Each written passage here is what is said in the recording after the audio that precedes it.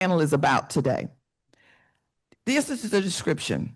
As technology shapes the way we work, I'm going to say live and play, what happens to community?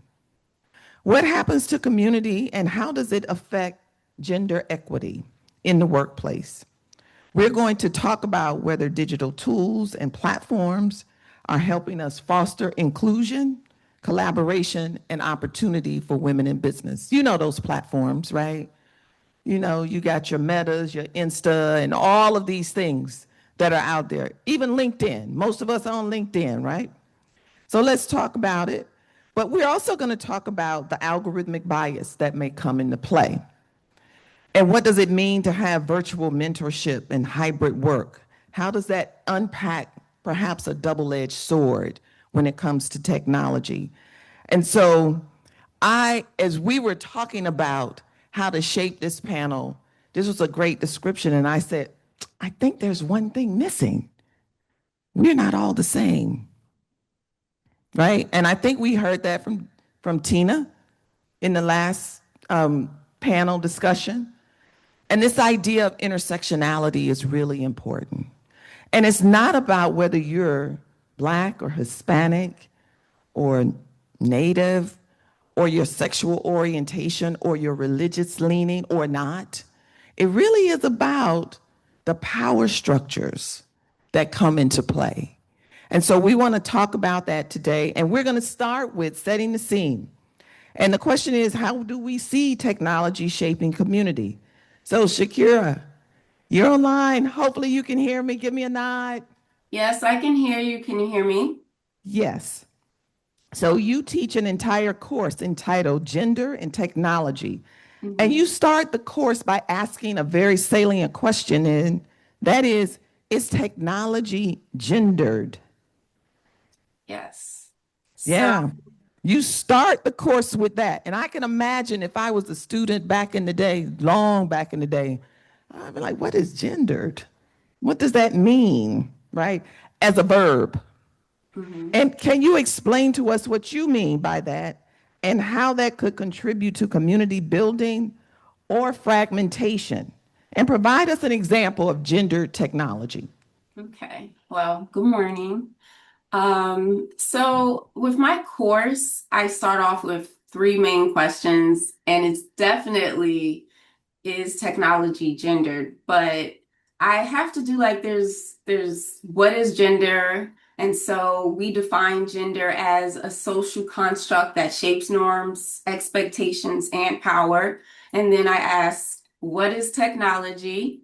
And then we discuss that technology is more like a cultural product created by people and institutions that carry their own assumptions and bias.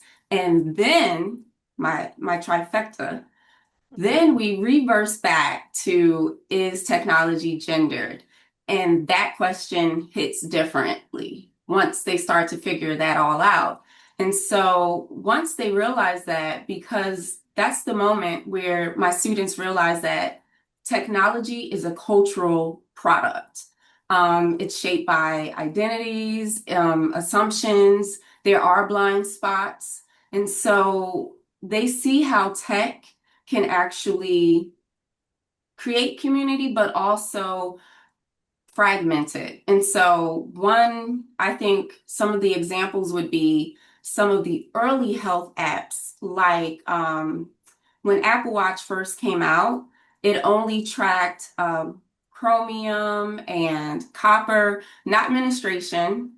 Also, when they first started creating face recognition, well, we all know it really did a terrible job at recognizing darker skinned people. And then we have our voice assistants, and they're naturally defaulted to the female persona voice, just naturally defaulted. So I think that technology is a help, but it can also be a hindrance. And when we realize that these tools and these technologies are built with bias, then that's when we can get the conversation moving. Okay, great examples. And so that leads to you, Mary, and the work that you do and this fragmentation. So You are one of the earliest scholars studying the social implications, right? The intended and the unintended consequences of digital technologies. And I find this so interesting. We are going to get into the manosphere, right? Everybody know what the manosphere is? Yeah. And other online digital narratives, which I'm sure you could talk a lot about, but I want you to focus on the positives for a minute, just the positives. In your research, how does digital technology shape everyday community? And what is one of the surprising ways that these spaces actually have strengthened belonging among women? Can you all hear me? Thanks so much for having me here. Love to be here. Um, yeah, I think sometimes in the narrative, as we look at all the problems and concerns, of which there are many, I think we sometimes overlook that for years, we've now been using these technologies in ways that do bring us together, that do connect us in ways that we otherwise wouldn't. And certainly we saw that during the pandemic, right? When technology stitched society together. And if we did not have it, and if we did not have social media and the internet, we would have been even more lost and isolated than we were. So at that fundamental level, it does allow us to have contact with one another, find one another, locate one another, make community, make bonds, and all that has been happening for quite some time. But it's actually really interesting lately. I'm starting to see in my research that people are using it, I think surprisingly, to forge face-to-face connections that they otherwise might not have. Because how are we going to find one another face-to-face if we don't first, usually, I mean, we can do it, you can run into people in the street, but usually you go to a conference or something, or a class, or you go to an organization that has usually set itself up online. Right? I mean, this conference came together through the online work of so many people. And if that had not happened, we couldn't have as easily manage something like this. And now we will make community that we will go back and use online and in person. So the prompting of face-to-face connections, I mean, if you think about it, it even works when you're just making plans to go out to dinner with somebody. You will usually do that by text message or by phone or by some kind of technology. And even the phone's a technology. So we've been having technology mediating our relationships for some time. But I mean, I would go so far as to say it would be very hard to have community without it, even though it is introducing new dimensions and problems to those communities as well. Okay. So now we've talked about community, we talked about gendered, right, and the trifecta, right? And so, Eka, could you please, after 2 decades of being in tech, right? I found it interesting that the last panel talked about the double bind. Those of us in STEM, there's a triple bind, and we write about it. So with that, for 2 decades, you've seen technology involved in practice, but how does it bring people together and build community at work? So let me first tell you what is human-centric technologists doing in between scholars and researchers. Thank you, Lisa, for inviting me. So just a little background so you get the context of what I'm going to share with you. I have always been in the corporate world, organizations, Morgan Stanley, Colgate-Palmolive, etc. I've been in the middle of HR and technology. So I have implemented technologies for the organizations on behalf of HR and led transformation. So that's why this intersection of people and technology. So imagine young women 20 years ago joining Wall Street, just flying down from India, sitting in front of MD of Citigroup, and I had joined them in compliance training as a coordinator. And one of my role was to make sure that I share reports with the MD regularly. There were Excel sheets, right? So making sure the formatting is right, making sure the fonts are right. Of course, the data needs to be right. But it was a new culture, right? More than data, it was the confidence, it was the perspective I was bringing to this organization. And I was called out to spell organization with a S and not a Z. That time, right? Now, fast forward 20 years, I walk into C-suite meetings with live dashboards, right? We have a team behind the scenes to make sure the data is correct, and they are doing it as I'm walking through the doors. So this evolution of technology has happened, and in the community of teamwork and the work we do, it impacts us. But that hesitation of sending that data to people is still there. We need to make sure it's the right data. We need to make sure we check it again and again. But I feel the technology has evolved, but that hesitation and the confidence, I still think twice before I walk into the room. That's where I am right now. Wow. Wow. On Wall Street. Can you The imagine? first job Yeah. as a Yeah. just Yeah. a junior consultant. Yeah. Yeah. So we have the issues of the data, of the hesitancy, right, in the workplace. But let's talk about what works. And so, Mary, I'm going to come back to you. Under what conditions do online communities actually work?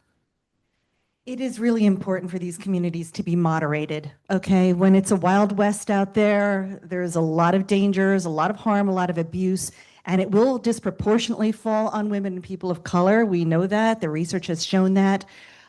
So effective moderation, but also education, people knowing how to act in these communities, what's appropriate, what's not, guidelines. And, you know, we've just seen an explosion of this happening in a bad direction. People not following them or not caring or not knowing. And that just can't be allowed, because then on an individual level, you know, we end up sometimes retreating. We don't feel safe in those spaces. And then community, it's much, much harder to build. So, you know, I think in education that's sort of broad-based in terms of how to set up a community with appropriate guidelines and appropriate moderation, that's really important. But also helping people know when they and how they should interact in it. And this is not something that's easy to teach. I think much of this really needs to be taught very, very young. Primary schools, it's not too young to teach that this is a space which has its rules and regulations, just like a classroom does. And you just, as you teach a child how to cross the street carefully, you know, the internet's like a busy, busy, busy street, and we need to teach children and all of us how to do it in at least the safest way possible. But to that point, let's talk about what are the micro behaviors, right, in the digital channels that seem to be the most effective to say that we are psychologically safe in these environments. What have you seen in your research? I mean, it is very difficult to ensure safety in these spaces. I mean, we have seen so much bias and so much harm. So I really think, I mean, sometimes you have to block people. You have to, from the top, you have to say, this is a bad actor, we're getting them out of there.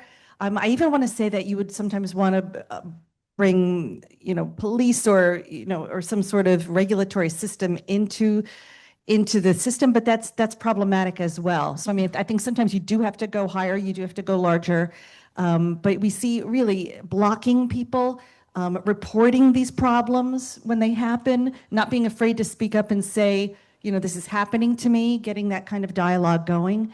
So, I mean, there are things that we can do, but they are limited because it is something where, especially with younger people, we're seeing them be really harmed in these spaces. And it's not something where they're always getting a lot of support from the school system or from government or from law enforcement.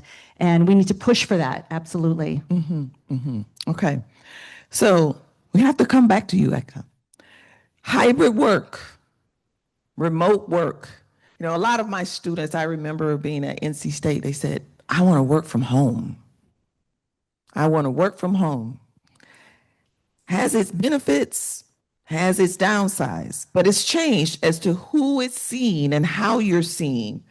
What's one practice that rebalances the visibility in hybrid teams without, you know, saying someone is just over present?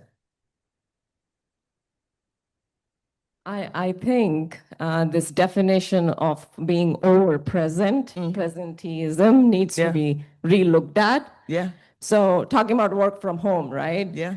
I come from that age 20 years ago where we used to go in office 5 days a week, commuting to the city 2 hours. That's right. Yeah, right.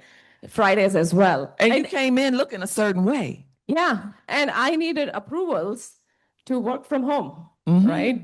Mhm. So that's the transition. Then it comes COVID. Everybody is virtual, right? Now we are tiny Zoom screens, squares, right? We were talking about it on a screen. And then interestingly comes hybrid. Now, I always had global teams. So I have had to lead meetings where we had 10 people in the room, headquarters, and then there is team in Mumbai, team in London. It has been a difficult journey to lead hybrid meetings, right? I felt it was easier when it was all virtual because everybody has the same space, everybody raises their hand, few people still didn't. But I have seen a trend in this. It's the loudest voice in the room and with authority takes the space, right? But I felt the leaders have a big role in how we lead the meetings effectively, correct? So what does that mean for me? I had global teams, I had global people, I had women, I had men, I had people introvert, extrovert. How do you balance that? I made sure that instead of seeing how many people are present or people trying to talk over each other, it's important to see how they're building upon their comments, right? It was also an opportunity for people virtually to step up, and we used to do rotational facilitation. So people on screen get some opportunities instead of only people in the room. But that journey of hybrid, virtual, in person, we all are struggling right now as well. I strongly feel, and I recommend my leaders as well, it is the role of leadership, the leader, to make sure they give an opportunity to people instead of just taking that opportunity themselves. And if the other person doesn't want to take opportunity, that's up to them. But leadership plays a big role in how we manage hybrid and virtual teams. So give us one or two metrics that you normally would look at to say this is working or giving someone time to be seen and heard. So give us one or two metrics that you've been using. I don't have those metrics. Yeah. It is more of my conversations I have with my team, and it is more of check-ins. Okay. So, how was that town hall? How did you feel about it? And also, not tracking, I would say. I know systems are tracking what they are tracking, but it is more for me that people felt they were involved and engaged and were given opportunities. Okay, thank you. Mary, were you going to add something? I just wanted. Push it, yeah. Oh, I'm good? Okay. Yeah. I just also wanted to add that I think companies need to be thinking about these issues. It's not just, the leaders within the companies, from the top levels, what is going to be the most effective thing for us? And if it's going to be hybrid, which really in many cases, research has shown to be the best blend, how are we going to implement that? Again, finding the metrics, finding the leaders, really prioritizing that, because I think a lot of times this stuff is still happening on the fly. Should we have this meeting this way? Should we have it that way? And there really needs to be a coordinated effort in the company. Okay. All right, Shakira, we have to bring you back in. So the question is, again, going back to that syllabus, I noticed the civility statement. I think this was talked about in the last panel, I believe. Oh, you mentioned it, Mary, right? There needs to be some regulatory, some guardrails is the term that we would often use. But you use these, Secura, with explicit norms for respectful dialogue, given the questions that you're pondering. What are some of those norms, and what are one or two norms that map best back to Teams or Slack or Zoom to help reduce macro and micro aggressions without chilling the honesty that you want to get out of students? Well, most of my courses are hybrid, so we don't use Teams too often, but when we do meet online and we use Zoom, from the start of the semester, I make it very clear that there are expectations for dialogue within, whether we're in a discussion board, whether we're in class. Again, my course is gender and technology, and that's not a very comfortable conversation for everyone. And so they have to acknowledge that you have to assume that everyone has good intent. Assume it. Doesn't mean it's true. But if we can assume that, take a breath. I tell my students before responding, read something carefully. And also just don't listen to respond, more so listen to learn. And so I think that we have to have that respect level just for each other. And my students, they really do pause. Some of them might tell me in advance, like, I'm just gonna not today. I won't comment on this topic. And I'm perfectly fine with that. But it lets them hold some form of accountability, whether, again, it's in the classroom and we're having an open discussion. We want everybody to feel comfortable. And so it's the best way to sustain these open dialogues that we need to have. Yes, sure. Can I add something here? So this technology has evolved, right? 20 years ago, we used to just walk to the desks, have a conversation, and now we have Slack and Teams and Google Chats. So I am a mentor at Women Unlimited, and my mentees do come up with these kind of questions where, there's a conversation going on Google Chat, and sometimes you react. So I always tell them, use the technology not to react, but to respond. So take a pause, right? When you feel that, oh my God, there's so much conversation going on. What do I do with it? I have to respond. Just pause and react. I think it helps to use the technology in the right way. And whenever you're all over the place, my recommendation is just breathe and then respond. Yeah. So this is a great conversation.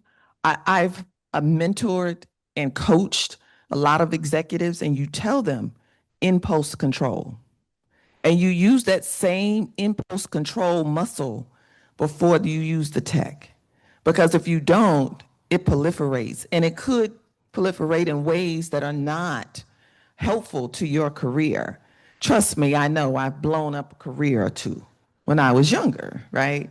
So one of the things that we want to talk about is we know that there are challenges when it comes to these sorts of norms and mapping, but what can companies do and what should they do?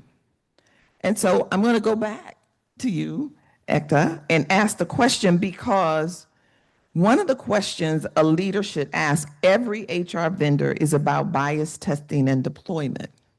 And then post-deployment, how do you respond to that? So I have been in this HR technology, as you have heard, for 20 years. My recommendation is before you look at your vendors, look at yourself. So first thing I recommend, and I do as a leader, is let's look at the data in-house. If we have wrong data, biased data, the answers are going to be biased. Don't expect the technology to be that magic wand that it's going to make everything right. So the first step is data detox, what I call it. In-house data detox before you go talk to your HR technology vendors. The second thing, which is in-house and for the vendors, is basically continuously monitoring the input output. It's not a one-time cycle, right? It is an ongoing cycle. Whatever data is being fed, whatever technology is being used, whoever your HR tech or technology vendor is, they are evolving. That means you have to evolve your detoxing, your continuously monitoring of data as you go. So these two things are very, very important in the HR, non-HR world to make sure the technology gives you what you want and it's not spitting garbage in, garbage out. Yes, I could say a whole lot about that, but We talked about that. yeah, we talked about that. But Mary, what about the communication architecture? How does it increase belonging, if at all? Fewer channels, stronger channels, more channels? How do I identify? And I think I'm going to have to go back to, we got to remember the intersectionality here, right? So Yeah, I think fewer channels, when possible, are a little more robust than too many channels. It's too much for people. We're all dealing with a kind of information overload and just, platform overload. And that's a real issue, as much as it's stitching society together, it's also giving us like so much to do, so much to think about. And we need to have, I think, fewer platforms in which more audiences are welcomed. And that is the trick, because it's very, a lot of times the algorithms are only going to bring to us, we're only going to see people who we've maybe been interacting with in the past. And maybe that's people who we already know. Maybe it's people who are like us. And in order to push outside of that, like, you really have to try. You have to, seek on a platform, by maybe through hashtags or through looking at issues that would be intersectional issues. You have to look for those different voices and send out invitations or try to communicate with them and bring them into your network. It doesn't happen automatically by any means. Yeah. And so we call that, we say there is data bias, but there are other biases that exist, right? And so And some of them are so deep in our own heads, and everything that happens online is something that's also happening. It's a reflection of society. It is a society. So it's not going to, like you said, the technology is not going to fix something that's already a problem, already happening, and these are issues. And, we've had racial and sexist issues, in society for as many years as we can all remember. We can't expect the technology to fix it, but also we just don't want it to keep replicating it over and over again. And it's like we have to change too in order for the systems to change. Yeah. So, Shakira, bringing you back in, what about Gen Z? We can't forget them, right? We got some Gen Zers in here. How can Gen Z help us learn about how to leverage technology in the workplace? But besides community and belonging, can technology better enable to address women in the workplace? So, how can Gen Z help? Well, I find that Gen Z is helping or teaching us loudly, creatively, and unapologetically that technology is supposed to work for people, not the other way around. And what I realized with this generation, they use technology different. They interpret it. They don't just use it. They actually interpret it. They understand that this life, this digital life, is more like a Proteus effect, or it's a cultural identity and a community all at once. So they've grown up toggling between tabs and avatars and chats, and they build networks just using DMs and crowdsourcing to solution. Just they make technology works different for them. And so I see this constantly within different institutions. What Gen X is teaching us, I feel like the bigger institutions, they still haven't learned how to be transparent without fear, flexibility without guilt, and communication that prioritizes clarity over performance. And so while we are like wrecking our brains they're in a space, they're in a completely different space. We're digital natives and they're virtual natives. And so they move different in this space. Excellent. Are we listening? I guess that's the question. Right. I was really thinking of that when I had mentioned earlier that, companies need to have strategies here. Yes. But that's such a wonderful point, Shakira. I mean, these strategies don't just need to be top down, right? I mean, we need to listen to people maybe who are sometimes newest in the company who have a point of view and a skill set that everybody else doesn't have and whom we can learn from. Yes. And then there's AI, everybody. Then there's AI. So let's talk about how does AI factor into all of this? All of this. So let's start with you, Shakira. How is AI factoring into all of this? Helping, hindering? What are we doing? I think we are doing both, because I feel like AI can definitely help us if you utilize it the right way, if you know how to make it work for you, if you work it into your daily life. It doesn't have to be for work, but if we can safely use it, I think it can open up a whole world of opportunity for us, or not, Or, depend. or not? Okay, so let's go down the line.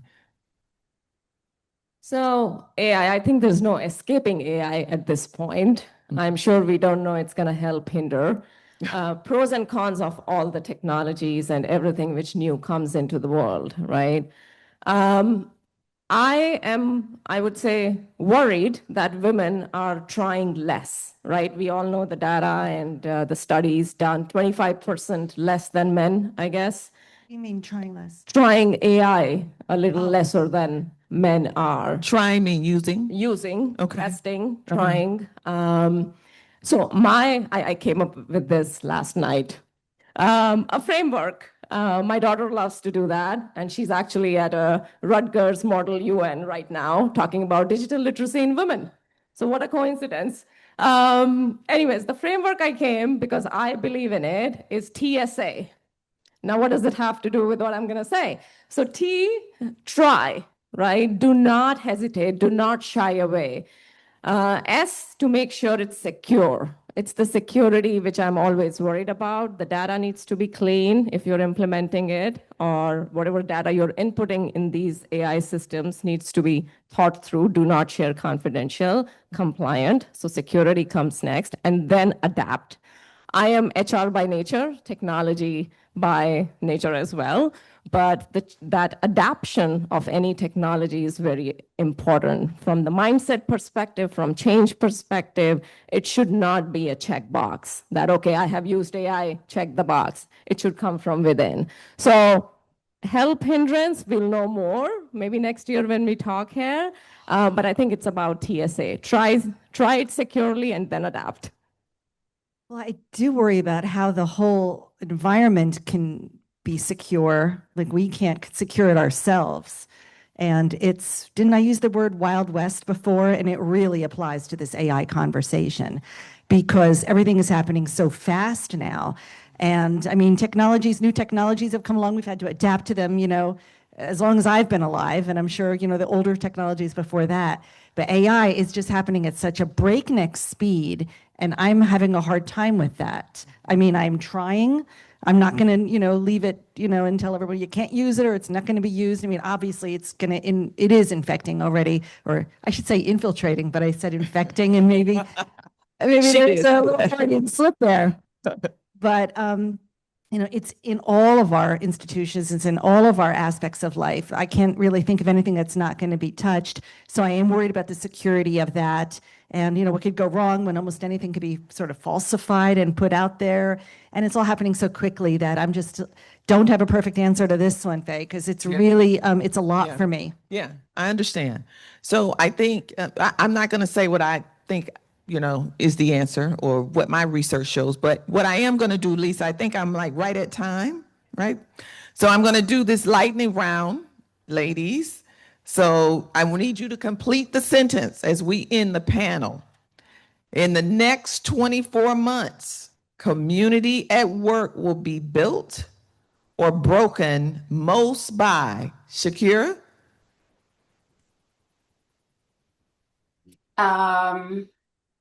It will be built or broken most by how intentional we are with digital communication and transparency.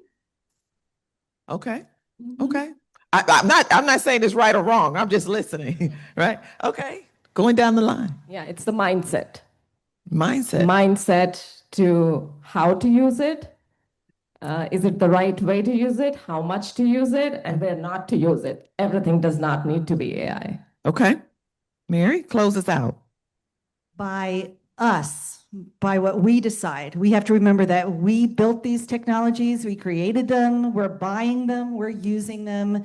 We are in charge, not just the big tech companies, and we have to find our ways to resist and push back and make the communities that we know we need. And with that, we will end this panel. Thank you, everyone.